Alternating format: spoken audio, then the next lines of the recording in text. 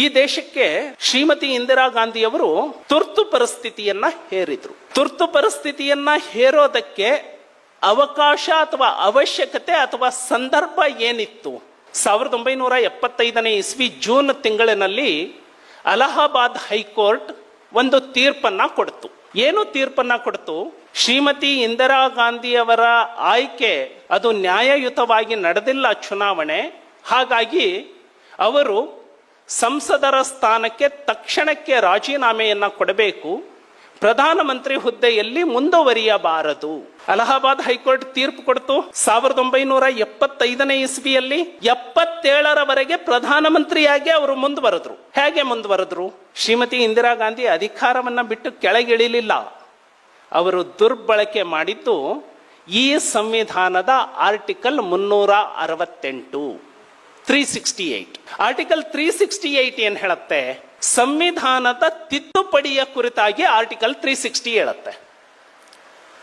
ಅಂಬೇಡ್ಕರ್ ಅವರು ಈ ಸಂವಿಧಾನವನ್ನ ರಚನೆ ಮಾಡುವಾಗ 3 ಅಂಗಗಳನ್ನ ಕೊಟ್ಟಿದ್ರು.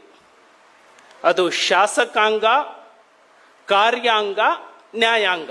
ಅಂಬೇಡ್ಕರ್ ಅವರ ಆಶಯ ಏನಿತ್ತು ಅಂದ್ರೆ ಒಬ್ಬರ ಕೈಗೆ ಅಧಿಕಾರ ಹೋಗಬಾರದು. ಶಾಸಕಾಂಗ, ಕಾರ್ಯಾಂಗ, ನ್ಯಾಯಾಂಗ ಅವು ಸ್ವತಂತ್ರವಾಗಿ ಕೆಲಸ ಮಾಡಬೇಕು. ಒಂದರ ಮೇಲೆ ಇನ್ನೊಂದು ದಬ್ಬಾಳಿಕೆಯನ್ನ ಅಥವಾ ಹಸ್ತಕ್ಷೇಪವನ್ನ ಮಾಡಬಾರದು ಅನ್ನೋದು ಅಂಬೇಡ್ಕರ್ ಆಶಯ, ಮೂಲ ಸಂವಿಧಾನದ ಆಶಯ. ಇದನ್ನ ಲೀಗಲ್ ಲ್ಯಾಂಗ್ವೇಜ್ ನಲ್ಲಿ doctrine of sovereignty and principle of check and balance ಅಂತ ಹೇಳ್ತಾರೆ. ನ್ಯಾಯಾಂಗ ಶ್ರೀಮತಿ ಇಂದಿರಾ ಗಾಂಧಿ ಅಧಿಕಾರವನ್ನ ಬಿಟ್ಟು ಕೆಳಗಿಳಿಬೇಕು ಅಂತ ಹೇಳ್ತು. ಇಳಿಬೇಕಿತ್ತು. ಶ್ರೀಮತಿ ಇಂದಿರಾ ಗಾಂಧಿ ಕಾರ್ಯಾಂಗದ ಮುಖ್ಯಸ್ಥೆಯಾಗಿದ್ರು. ಪ್ರಧಾನಮಂತ್ರಿಯಾಗಿ ಕಾರ್ಯಾಂಗದ ಮುಖ್ಯಸ್ಥೆಯಾಗಿ ಸಂವಿಧಾನದ ದುರ್ಬಳಕೆಯನ್ನ ಹೇಗೆ ಮಾಡಿಕೊಂಡ್ರು ಅಂದ್ರೆ, ಮೇಡಮ್ ಅಮೆಂಡ್ಮೆಂಟ್ ಮಾಡ್ಬಿಡೋಣ ಮೇಡಮ್ ಸಲಹೆಯನ್ನ ಕೊಟ್ಟರು. 38ನೇ ತಿದ್ದುಪಡಿಯನ್ನ ತಂದ್ರು. 38ನೇ ಈಗಿನ ಕಾನೂನು ವಿದ್ಯಾರ್ಥಿಗಳು ನೀವು ಕಾನ್ಸ್ಟಿಟ್ಯೂಷನಲ್ ಅಮೆಂಡ್ಮೆಂಟ್ ಅನ್ನ ಓದ್ತೀರಿ ಅಂದ್ರೆ ನಿಮಗೆ ಈ ಒಳರ್ಥಗಳು ಗೊತ್ತಾಗಲ್ಲ. ಅಲ್ಲಿ ಒಳ್ಳೆಯ ಉದ್ದೇಶಗಳನ್ನೇ ಪ್ರೆಡಿಕ್ಟ್ ಮಾಡಿಬಿಡ್ತಾರೆ. ಇದು ಹೇಗೆ ಅಂದ್ರೆ ರೇಷ್ಮೆ ಶಾಲ್ ಒಳಗಡೆ ಏನೋ ಇಟ್ಟು ಹೊಡೆಯೋದು ಅಂತಾರಲ್ಲ, ಆ ರೀತಿ. ಕಾನೂನು ವಿದ್ಯಾರ್ಥಿಗಳು ನೀವು ಅಮೆಂಡ್ಮೆಂಟ್ ಅನ್ನ 38ನೇ ಅಮೆಂಡ್ಮೆಂಟ್ ಓದ್ಬಿಟ್ರಿ ಅಂದ್ರೆ ಏನೂ ತಪ್ಪು ಕಾಣಲ್ಲ ನಿಮಗೆ. ಅದರ ಹಿಂದಿನ ಒಳಾರ್ಥವನ್ನ ನೀವು ಹುಡುಕಿದ್ರೆ ಮಾತ್ರ ನಿಮಗೆ ಗೊತ್ತಾಗೋದು. ಶ್ರೀಮತಿ ಇಂದಿರಾ ಗಾಂಧಿ ಅವರು ಎಮರ್ಜೆನ್ಸಿಯನ್ನ ಡಿಕ್ಲೇರ್ ಮಾಡಿದ್ರು, ಕಾನೂನಾತ್ಮಕವಾಗಿ ಮಾಡಿರ್ಲಿಲ್ಲ. ಆ ಹೆಣ್ಣುಮಗಳಿಗೆ ಆತಂಕ ಇತ್ತು. ನಾನು ಎಮರ್ಜೆನ್ಸಿಯನ್ನ ಡಿಕ್ಲೇರ್ ಮಾಡಿದ್ದೀನಿ, ಒಂದು ವೇಳೆ ಕೋರ್ಟ್ ಸ್ಟೇ ಕೊಟ್ಟು ಬಿಟ್ರೆ, ಸ್ಟೇ ಕೊಡಬಾರ್ದು ಅಲ್ವಾ? ಅವಾಗ ಸಲಹೆ ಕೊಟ್ಟಿದ್ದು, ಮೇಡಮ್ ಒಂದು ಅಮೆಂಡ್ಮೆಂಟ್ ಮಾಡ್ಬಿಡೋಣ. ಆ ಅಮೆಂಡ್ಮೆಂಟೇ 38ನೇ ತಿದ್ದುಪಡಿ. ಆ ತಿದ್ದುಪಡಿಯಲ್ಲಿ ಶ್ರೀಮತಿ ಇಂದಿರಾ ಗಾಂಧಿ ಏನು ಮಾಡ್ತಾರೆ ಅಂದ್ರೆ, ತುರ್ತು ಪರಿಸ್ಥಿತಿಯನ್ನ ಹೇರಿದ ಅಧಿಕಾರವನ್ನ, ರಾಷ್ಟ್ರಪತಿಯ ತೀರ್ಮಾನವನ್ನ ಯಾವುದೇ ನ್ಯಾಯಾಲಯದಲ್ಲಿ ಪ್ರಶ್ನಿಸತಕ್ಕದ್ದಲ್ಲ. ಅಂದ್ರೆ ಕಾರ್ಯಾಂಗ ನ್ಯಾಯಾಂಗದ ಮೇಲೆ ಆಕ್ರಮಣ ಆಯಿತು, ಸ್ವತಂತ್ರವಾಗಿ ಉಳಿಲಿಕ್ಕೆ ಬಿಡ್ಲಿಲ್ಲ. ಆ ತಿದ್ದುಪಡಿಯನ್ನ ಮಾಡಿದ್ರು. ಕಾರಣ ಇಷ್ಟೇ, ಕೋರ್ಟ್ ಸ್ಟೇ ಕೊಡಬಾರದು ಅನ್ನೋ ಕಾರಣಕ್ಕೆ. ಎಮರ್ಜೆನ್ಸಿ ಲೀಗಲೈಸ್ ಆಗೋಯ್ತು, ಅಕ್ರಮ ಸಕ್ರಮ ಆಗೋಯ್ತು ಶ್ರೀಮತಿ ಇಂದಿರಾ ಗಾಂಧಿ ಅವರದು. ಇನ್ನೊಂದು ಆತಂಕ ಇತ್ತು ಶ್ರೀಮತಿ ಇಂದಿರಾ ಗಾಂಧಿ ಅವರಿಗೆ, ಎಮರ್ಜೆನ್ಸಿ ಏನೋ ಡಿಕ್ಲೇರ್ ಮಾಡಿಬಿಟ್ಟೆ, ಆದ್ರೆ ಅಲಹಾಬಾದ್ ಹೈಕೋರ್ಟ್ ನನ್ನ ಸದಸ್ಯತ್ವವನ್ನ ರದ್ದು ಮಾಡಿದೆ. ಒಂದು ವೇಳೆ ನಾನು ಸುಪ್ರೀಂ ಕೋರ್ಟಿಗೆ ಹೋಗಿದ್ದೀನಿ, ಇಂಟರಿಮ್ ಸ್ಟೇ ಕೊಟ್ಟಿದೆ ಅಷ್ಟೇ, ಎಲ್ಲಾದ್ರೂ ಸುಪ್ರೀಂ ಕೋರ್ಟ್ ಅಲಹಾಬಾದ್ ಕೋರ್ಟ್ ತೀರ್ಪನ್ನ ಎತ್ತಿ ಹಿಡಿದು ಬಿಟ್ರೆ? ಹಾಗಾಗಿ ಮೇಡಮ್ 39ನೇ ತಿದ್ದುಪಡಿಗೆ ಕೈ ಹಾಕಿದ್ರು. ಆ ತಿದ್ದುಪಡಿಯಲ್ಲಿ ಏನು ಬರುದ್ರು ಅಂದ್ರೆ, ಕೇವಲ ಪ್ರಧಾನಮಂತ್ರಿ ಅಂದ್ಬಿಟ್ರೆ ಅದು ಎಲ್ಲರಿಗೂ ಗೊತ್ತಾಗ್ಬಿಡತ್ತೆ. ಈಗಿನ ಕಾನೂನು ವಿದ್ಯಾರ್ಥಿಗಳು ದುರ್ಬಳಕೆ ಮಾಡ್ಕೊಂಡ್ರು ಅಂತ ಮುಂದೆ ಪ್ರಚಾರ ಮಾಡ್ತಾರೆ.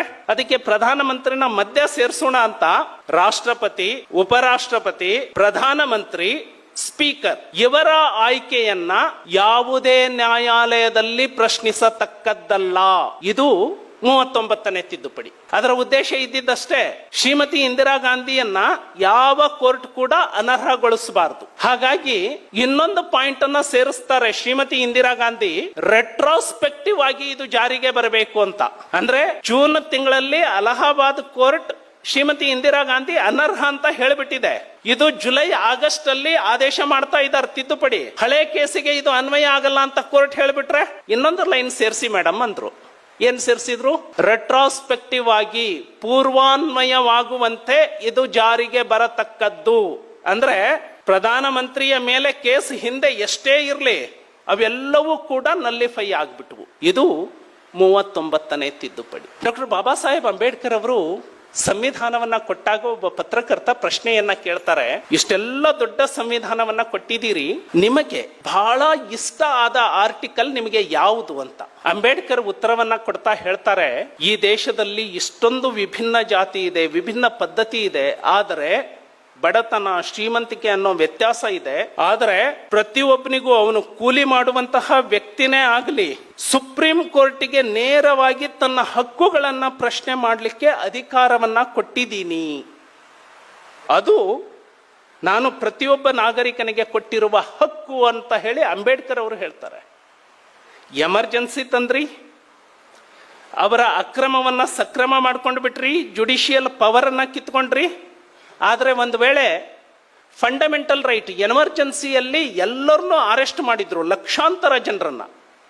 ಈ ಎಮರ್ಜೆನ್ಸಿಯಲ್ಲಿ ಅರೆಸ್ಟ್ ಮಾಡಿದವರು ಮೂಲಭೂತ ಹಕ್ಕು ಪ್ರಶ್ನೆ ಮಾಡಿ ಯಾರಾದರೂ ಕೋರ್ಟಿಗೆ ಹೋಗ್ಬಿಟ್ರೆ, ಹಾಗಾಗಿ ಇನ್ನೊಂದು ಲೈನ್ ಸೇರಿಸ್ಕೊಂಡ್ರು, ಎಮರ್ಜೆನ್ಸಿ ಟೈಮಲ್ಲಿ ಮೂಲಭೂತ ಹಕ್ಕುಗಳನ್ನು ಸಸ್ಪೆಂಡ್ ಮಾಡ್ತೇವೆ, ಯಾರೂ ಕೂಡ ಮೂಲಭೂತ ಹಕ್ಕಿಗಾಗಿ ಕೋರ್ಟಿಗೆ ಹೋಗಬಾರ್ದು. ಯಾವುದಕ್ಕಾಗಿ ಈ ದೇಶ ರಕ್ತ ಹರಿಸಿತ್ತು, ಆ ಸ್ವಾತಂತ್ರ್ಯ ಲಿಟ್ರಲಿ ಮತ್ತೊಂದು ಬಾರಿ ಕಳ್ಕೊಂಡಿದ್ವಿ ನಾವು. ಇವತ್ತು ಬಹಳ ಬುದ್ಧಿಜೀವಿ ಅನ್ಕೊಳ್ಳುವಂಥವ್ರು, ಮುಖ್ಯಮಂತ್ರಿ ಸ್ಥಾನದಲ್ಲಿ ಇರುವಂಥವ್ರು ಒಂದೊಂದು ಪದಗಳನ್ನು ಬಳಸ್ತಾರೆ. RSSನವರೇನು ಸ್ವಾತಂತ್ರ್ಯ ಹೋರಾಟಗಾರರೇನ್ರಿ ಅಂತ. 1925ರಲ್ಲಿ ಡಾಕ್ಟರ್ ಹೆಡ್ಗೇವಾರ್ ಅವರಿಗೆ ಈ ಪರಿಕಲ್ಪನೆ ಬಂದಿತ್ತಲ್ಲ, ದೇಶ ಇನ್ನೊಂದು ಸರಿ ಸ್ವಾತಂತ್ರ್ಯ ಕಳ್ಕೋಬಹುದು ಅಂತ ಹೇಳಿ ಏನು ಅಂಬೇಡ್ಕರ್ ಅವರು ಆತಂಕವನ್ನ ಹೊರಹಾಕಿದ್ರಲ್ಲ, 2ನೇ ಬಾರಿಗೆ ಈ ತುರ್ತು ಪರಿಸ್ಥಿತಿಯ ವಿರುದ್ಧ ಹೋರಾಟ ಮಾಡಿ 2ನೇ ಬಾರಿ ಈ ದೇಶ ಸ್ವಾತಂತ್ರ್ಯ ಕಳ್ಕೊಂಡಾಗ ಅದನ್ನ ಮತ್ತೆ ಈ ಅಧಿಕಾರಶಾಹಿಗಳನ್ನ ಕಿತ್ತು ಹಾಕೋದಕ್ಕೆ ಯಾರಾದರೂ ದೊಡ್ಡ ಕೆಲಸವನ್ನ ಮಾಡಿದ್ದಾರೆ ಅಂದ್ರೆ ಅವತ್ತು ಸ್ವಯಂ ಸೇವಕರು ಅಂತ ಹೇಳಿ ನಾವು ಹೆಮ್ಮೆಯಿಂದ ಹೇಳಬೇಕಾಗತ್ತೆ.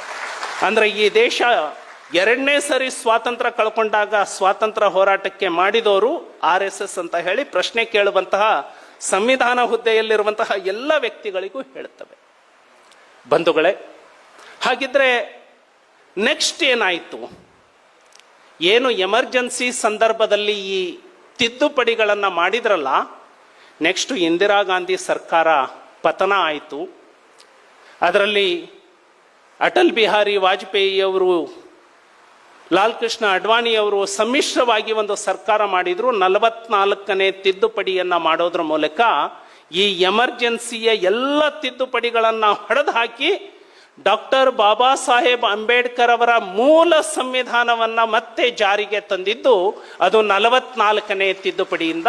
ಹಾಗಾಗಿ ಇವತ್ತು ನಿಮ್ಮ ಮುಂದೆ ಇರುವಂತಹ ಸಂವಿಧಾನ ಸುಭದ್ರವಾಗಿದೆ. ಆ ಸಂವಿಧಾನವನ್ನ ಯಾರು ಬದಲಾಯಿಸಿದ್ರು, ಇವತ್ತೇನು ರಾಹುಲ್ ಗಾಂಧಿ ಅವರು ಕೈಯಲ್ಲಿ ಪ್ರತಿಯನ್ನ ಹಿಡ್ಕೊಂಡು ಭಾಷಣ ಮಾಡ್ತಾರಲ್ಲ ಸಂವಿಧಾನದ ಬಗ್ಗೆ, ಅದೇ ಪ್ರತಿಯಲ್ಲಿ ಇದೆ. ನಾವೆಲ್ಲರೂ ಪ್ರಶ್ನೆ ಕೇಳಬೇಕಾಗಿದೆ, 38ನೇ ತಿದ್ದುಪಡಿಯನ್ನ ನಿನ್ನ ಕೈಯಲ್ಲಿರೋ ಕಾಪಿಯಲ್ಲೇ ಓದಪ್ಪ, 39ನೇ ತಿದ್ದುಪಡಿಯನ್ನ ನಿನ್ನ ಕೈಯಲ್ಲಿರೋ ಕಾಪಿಯಲ್ಲೇ ನೀನು ಓದು, ಆ ನಂತರ ಈ ದೇಶದ ಜನತೆಗೆ ಮಾತನಾಡು, ಯಾರು ಸಂವಿಧಾನವನ್ನ ಎತ್ತಿದ್ರು ಅಂತ. ಹಾಗಾಗಿ ಸಂವಿಧಾನವನ್ನ ಬದಲಿಸಿದ್ದು ಯಾರು ಅನ್ನುವಂತಹ ಪುಸ್ತಕ ಸತ್ಯದ ಅರಿವು ನಮಗೆ ತೋರಿಸುತ್ತೆ.